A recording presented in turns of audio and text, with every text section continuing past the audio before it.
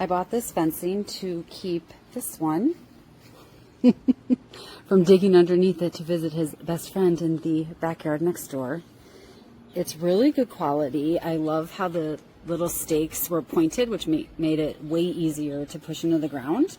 I was able to cut it pretty easily. Like, this panel is kind of an odd size, so I just cut it, like I cut here and here, let's say, to make it fit.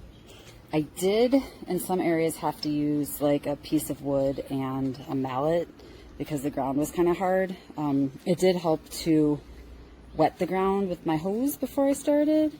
And then in some areas, especially back here, for some reason, it was hitting like, I don't know what it was hitting. It felt like concrete.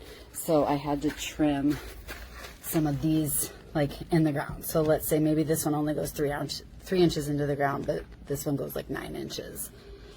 But it was easy to do. The problem was just my ground. So I really like it. I think it looks really good.